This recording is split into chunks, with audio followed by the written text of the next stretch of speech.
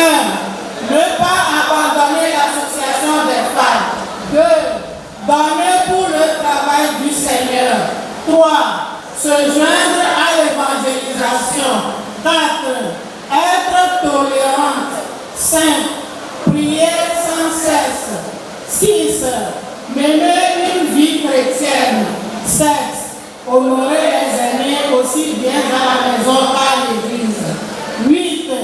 Être partisan de la paix au sein et en dehors de l'association. 9.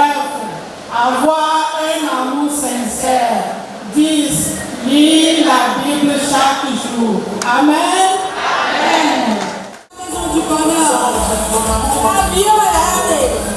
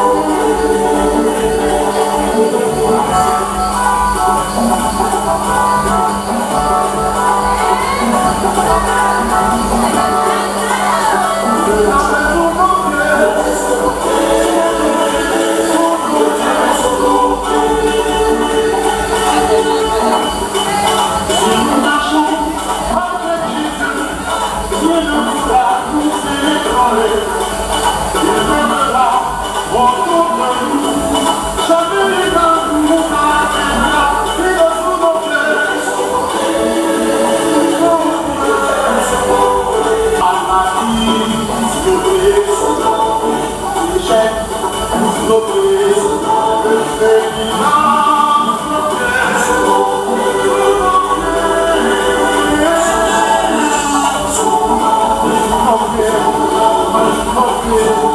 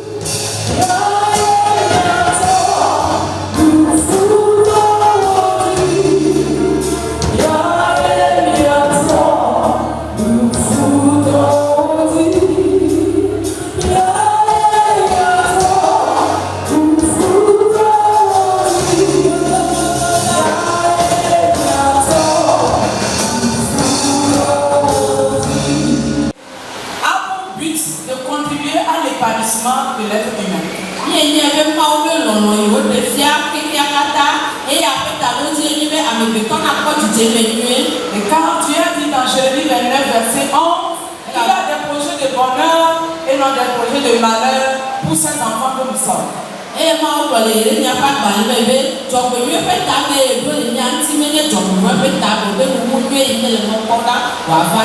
lorsque nous parcourons presque toute la Bible, nous voyons que les projets de Dieu pour ces enfants, c'est des projets de bonheur, c'est la bénédiction, c'est l'avancement, c'est le bien.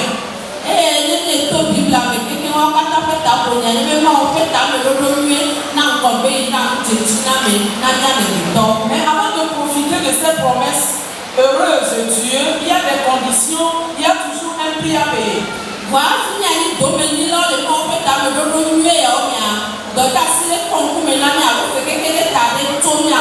Et par rapport au thème de cette année, effectivement, il y a un prix à payer pour hériter de la bonté et du salut.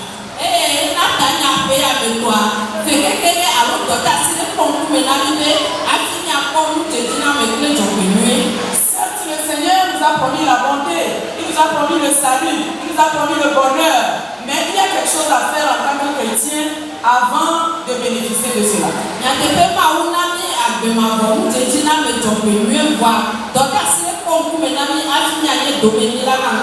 Dans le cadre de cette semaine nationale, il nous est donné de nous consacrer. Et c'est à la suite de la consécration que nous aurons maintenant la bonté, le bonheur et le salut.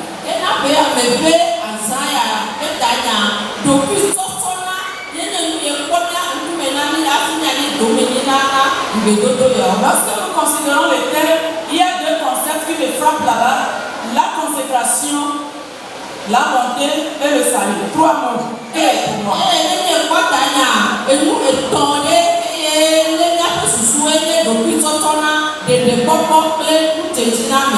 Et c'est ce avec quoi nous allons rentrer ce matin après ce message. Qu'est-ce que la consécration? Qu'est-ce que la bonté? Qu'est-ce que le salut? Et qu'est-ce que je dois faire en tant que chrétien, chrétienne pour hériter de cette promesse?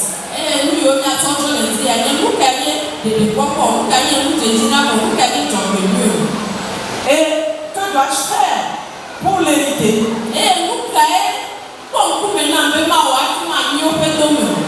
Et lorsque nous voulons définir la consécration, c'est l'acte de se séparer du monde en termes de... Dans le contexte chrétien, lorsqu'on parle de la consécration, c'est l'acte de se séparer du monde, de se séparer du péché, de se séparer des désirs charnels.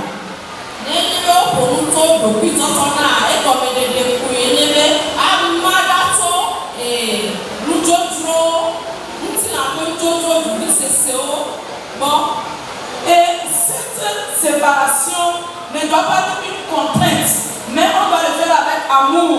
On doit comprendre que Jésus s'est sacrifié. Jésus lui-même s'est consacré pour que nous ayons le salut aujourd'hui. Et volontairement, nous devons le faire et hériter de ce que Jésus nous a dit que nous allons hériter.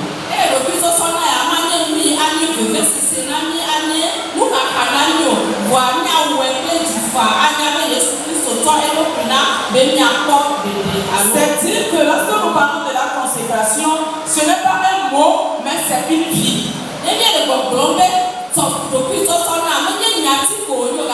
Une vie entièrement livrée à Dieu. Alors, qu'est-ce que la bonté alors? La bonté, dominion. La bonté est une qualité morale qui exprime la bienveillance, la compassion, l'indulgence envers autrui.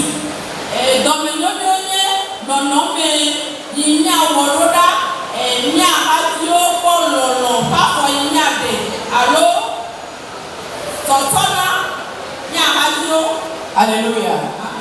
Et lorsque nous parlons de la bonté, cela se traduit par des gestes, cela se traduit par des indicateurs palpables, notamment des attitudes qui visent à faire du bien, à soutenir ou à encourager sans attendre une récompense en retour.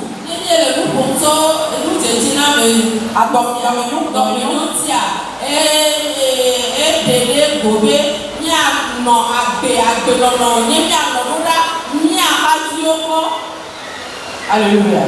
Qu'est-ce que le salut?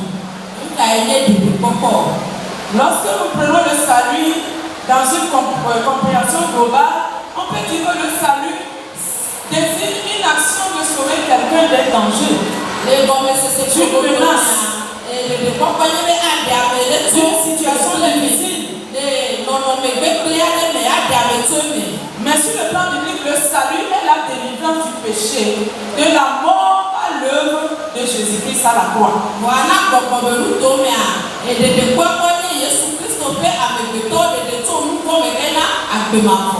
Ce matin, si Jésus devait venir avec une bistouri et fendre le cœur et voir ce qu'il y a dans le cœur, est-ce que cela glorifie le nom de Dieu? Est-ce que nos cœurs sont purs comme nos visages sont purs ce matin?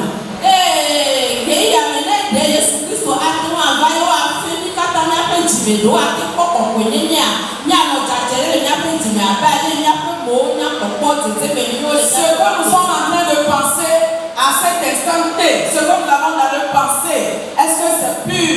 Si ce n'est pas pur, le Seigneur nous donne encore l'occasion ce matin de purifier nos pensées, de purifier nos parents, de purifier nos actes afin de lui plaire et d'être consacrés à son service.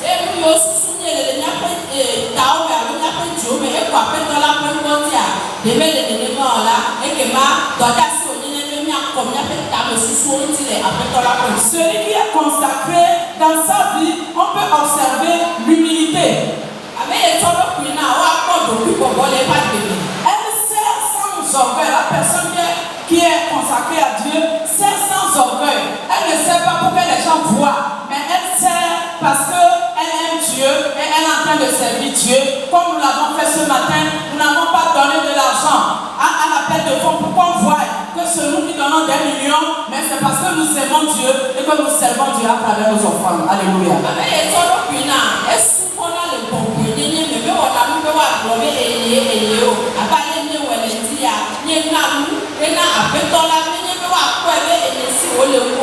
Et dans Philippiens 2, verset 3, nous allons voir cette attitude d'humilité dont je fais allusion ici.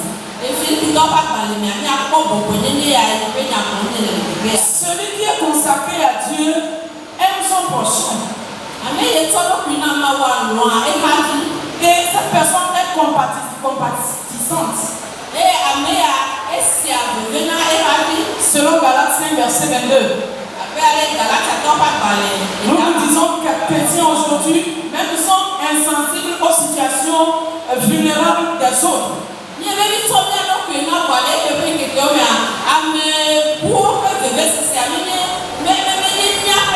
Amenez le corps.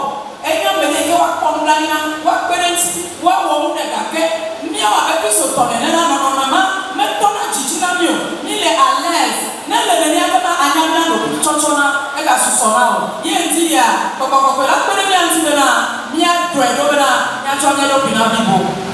Ce matin, que le Saint-Esprit nous aide, que nous nous consacrons totalement au Seigneur. Lorsque nous sommes consacrés à Dieu, nous renonçons au monde comme l'a dit Romains 12, verset 2.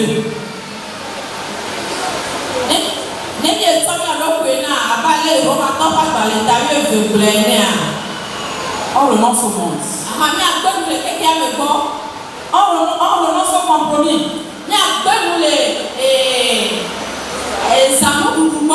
Aujourd'hui, il est malheureux que parmi nous les chrétiens, la compromission soit à haute dose, même moins que le monde.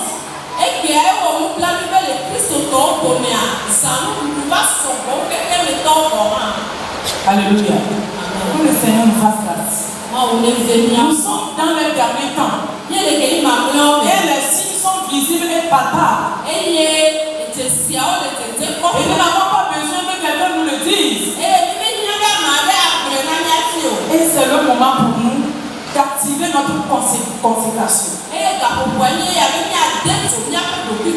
Parce que ce serait malheureux qu'après avoir souffert tout ce que nous faisons, qu'un jour le Seigneur dise d'aller à sa gauche parce que nous ne sommes pas dignes de son royaume.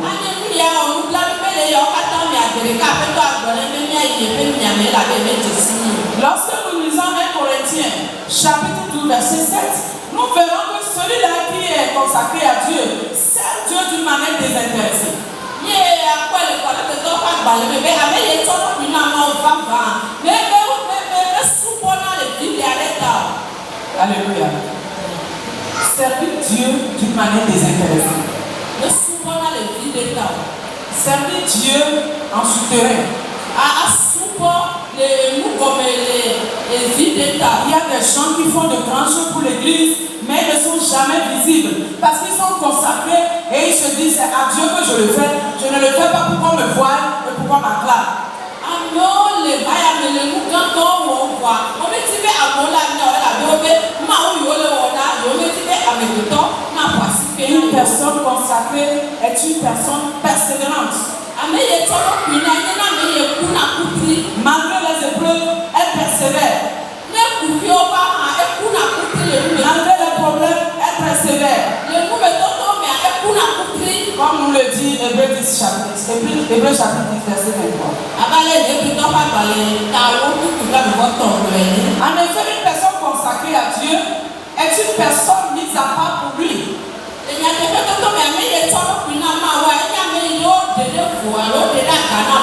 vit dans l'amour, dans la sainteté et le service en renonçant aux séductions du monde.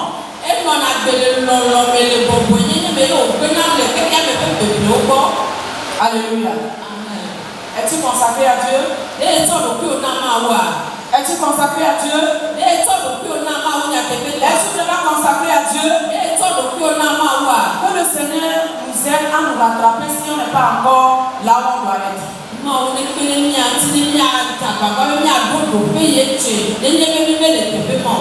Alors aujourd'hui, est-ce qu'il est encore possible de vivre la consécration?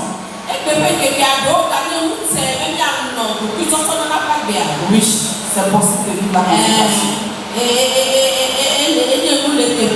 Nous avons connu des Daniel qui se sont consacrés. Nous avons connu des patriarches dans la Bible qui se sont consacrés même au prix de leur vie. Et aujourd'hui, on se demande si on peut encore avoir des Daniel aujourd'hui. Oui, il y a des Daniel et il y en a ici à Aveyou également.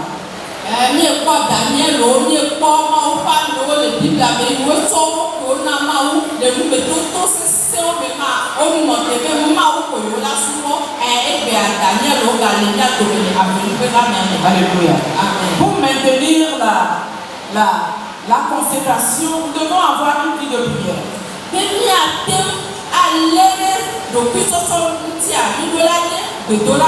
Nous devons être ceux-là qui méditent la Bible nuit et jour.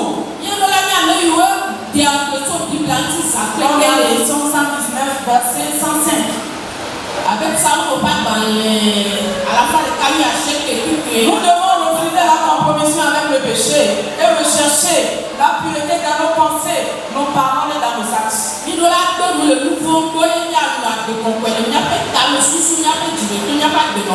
Nous devons renoncer aux valeurs du monde et être attachés aux valeurs de Christ. Nous devons servir Dieu d'une manière désintéressée et nous aimer les uns les autres. Vivre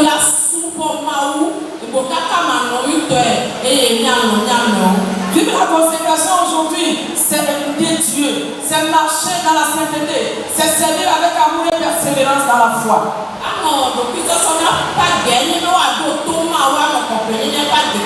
Et cela nous aidera de goûter à la bonté divine et de recevoir le salut en Jésus-Christ, tout en étant des témoins vivants dans notre génération actuelle.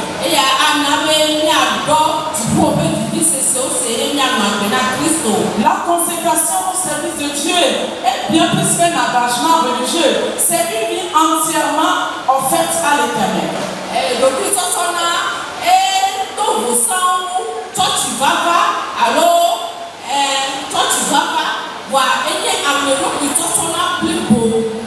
Et c'est une vie dans l'obéissance, dans la sainteté, dans l'amour, qui nous sépare du péché et nous unit à la volonté de Dieu.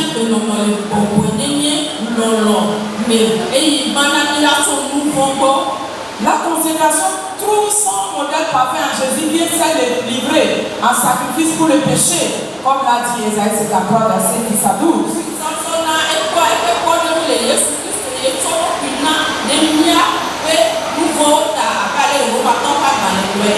C'est dans Esaïe chapitre 53, verset 10 à 12.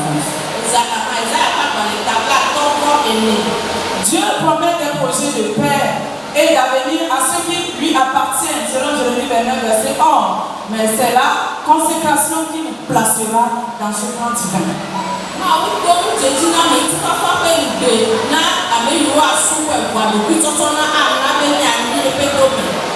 Alléluia. Se consacrer à Dieu, c'est choisir la paix du psaume 85.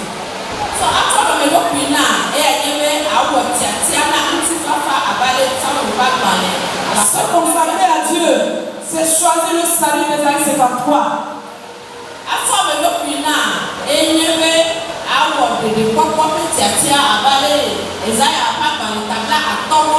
Et se consacrer à Dieu, c'est choisir l'espérance de Jérémie dans Jérémie 29.